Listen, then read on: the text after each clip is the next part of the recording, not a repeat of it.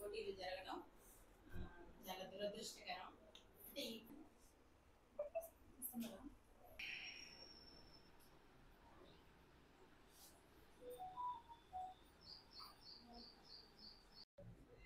మే 7వ తారీఖున మన తెలంగాణ రాష్ట్రంలో ప్రపంచ సుందరి పోటీలు జరగబోతున్నాయి.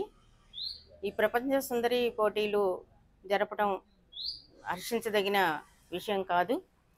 మన తెలంగాణ రాష్ట్రం అనంటే చాలా ఆచారాలు సంప్రదాయాలతో కూడుకొని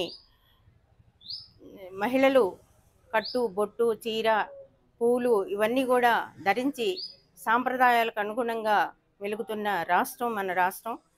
ఈ రాష్ట్రంలో పాశ్చాత్య పోకడలతోటి పోయి పాశ్చాత్య సంస్కృతిని మొత్తం కూడా ఇక్కడ చొప్పించాలని చెప్పేసి చూస్తూ ఉన్నారు ఈ రాష్ట్ర ప్రభుత్వం, కేంద్ర ప్రభుత్వం రెండు కూడా. అలాగే ఈ అందాల పోటీలు అంటే ఏంటి? అందం ఎక్కడి నుంచి వస్తుంది? బట్టలిప్పుకొని తిరిగితే అందం వస్తుందా?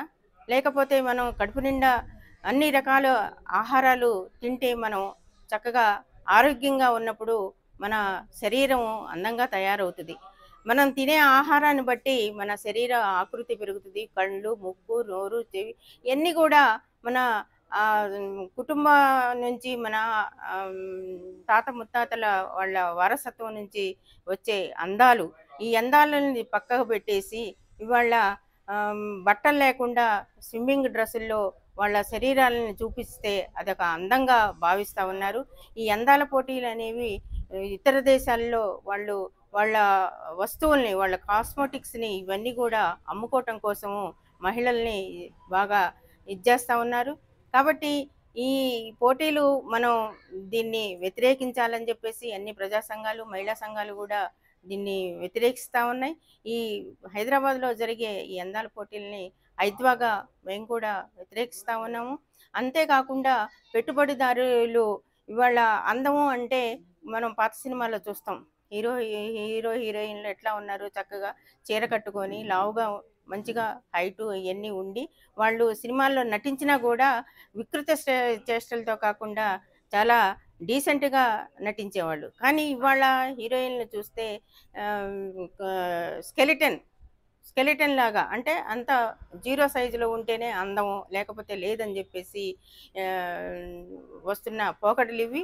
అయితే ఈ లావుగా ఉన్న వాళ్ళు కూడా సన్నగా ఉండాలి, మేము అందంగా కనిపించాలన్న ఉద్దేశంతో వీళ్ళు కొవ్వు కరిగించుకోవడానికి కొన్ని మందులు కూడా వాడుతూ అవి వికటించి ప్రాణాలు కోల్పోయిన పరిస్థితి కూడా మనం చూసాము.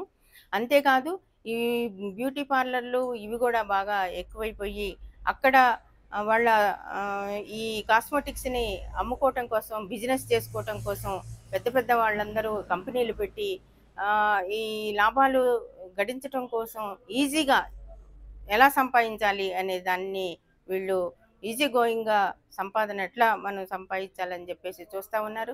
దీనికి మహిళల్ని అడ్డాగా చేసుకొని మహిళల్ని, పిల్లల్ని, కాలేజీ పిల్లల్ని వీళ్ళందరూ ఏజ్తో నిమిత్తం లేకుండా మీరు ఎక్కువ ఏజీ నుంచి తక్కువ ఏజ్ వరకు కనపడతారు, వయసు తక్కువగా కనపడుతుంది, మీరు అందంగా ఉంటారు అని అడ్వర్టైజ్మెంట్లన్నీ పెట్టేసి ఈ రకంగా మహిళల్ని చేస్తూ ఉన్నారు. కాబట్టి దీన్ని మనం తిప్పికొట్టాల్సిన అవసరం ఉంది. మన రాష్ట్రంలో ఎక్కడో ఈ 24వ సంవత్సరంలో బొంబాయిలో నిర్వహించారు. మళ్ళీ సంవత్సరం కాకముందే మళ్ళీ మన రాష్ట్రంలో ఇచ్చేస్తున్నారు. మన రాష్ట్రంలో తిండి లేక ఎంతోమంది అల్లాడిపోతున్నారు. పని లేక, తిండి లేక, చదువుకున్న వాళ్ళు నిరుద్యోగులుగా ఉండి వాళ్ళు ఎన్నో అవస్థలు పడుతున్నారు. పని లేక ఆత్మహత్యలు చేసుకున్న పరిస్థితులు కూడా మనం చూస్తున్నాం. అలాంటి పరిస్థితుల్లో దుబాయ్ తోటి పోటీపడి దుబాయ్లో జరగాల్సింది మన రాష్ట్రంలోనే జరగాలని చెప్పేసి పోటీపడి తీసుకొచ్చారు. ఇప్పటికే రాష్ట్రం అప్పుల పాలు అయ్యిందని చెప్పేసి చెప్పుకుంటా ఉన్న పరిస్థితి. వాళ్ళు మొన్న ఎన్నికల్లో 6 గ్యారెంటీలు ఇస్తామని చెప్పేసి ఇంతవరకు ఒక్క గ్యారెంటీ కూడా ఇవ్వకుండా దాన్ని అమలు చేయకుండా ఉండి ఇప్పుడు కోట్ల రూపాయలు ఈ అందాల పోటీలకి ఖర్చు పెడుతున్నారు. ఈ కోట్లకి ఇంకా ఉంటే ముసలాళ్ళకి పెన్షన్లు కానివ్వండి ఇవన్నీ కూడా మనకి వచ్చాయి, నిరుద్యోగులకి ఉద్యోగాలు వచ్చాయి.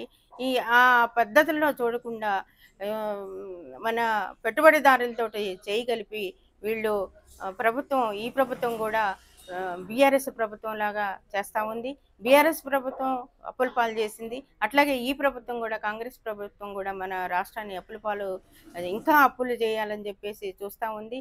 ఈ ప్రజల్ని ఏం చేద్దామని, ఈ రాష్ట్రాన్ని ఏం చేద్దామని చెప్పేసి వీళ్ళ ఆలోచనలు, వీళ్ళ ఆలోచనలన్నీ కూడా తిప్పికొట్టి నిరుద్యోగులకి ఉద్యోగాలు, అట్లాగే మహిళలకి ఉపాధి ఏదన్నా కల్పించడము, ఉపాధి హామీ పథకాలు, దాంట్లో ఉపాధి పెంచటం, ఇవన్నీ కూడా చేయాల్సిన బాధ్యత ప్రభుత్వం మీద ఉంది.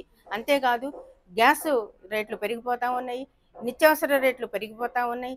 ఇవన్నిటినీ పట్టించుకోకుండా ఈ ప్రభుత్వం కేవలం అందాల పోటీలు పెట్టి లక్షల లక్షలు కోట్లు కోట్లు గడించాలని చూస్తూ ఉంది. అంతేకాదు ఈ రాష్ట్రాన్ని అప్పుల పాలు చేసి మహిళల్ని ఆ వైపుగా తిప్పి ప్రభుత్వం మీద పోరాటం చేయకుండా వాళ్ళ ఆలోచనలు, వాళ్ళ విధానాలని పక్కకి నెట్టడానికి చూస్తూ ఉంది ఈ ప్రభుత్వం. కాబట్టి మహిళలందరూ, అట్లాగే అభ్యుదయవాదులందరూ, ప్రజా సంఘాల వాళ్ళందరూ కూడా దీన్ని వ్యతిరేకించి ఈ రాష్ట్రంలో జరగకుండా చూడాలనేదే మా అభిప్రాయం. అందరూ కలిసి రావాలని చెప్పేసి కోరుకుంటూ నాకు ఈ అవకాశం ఇచ్చిన మీ అందరికి కూడా ధన్యవాదాలు తెలియజేస్తున్నాను.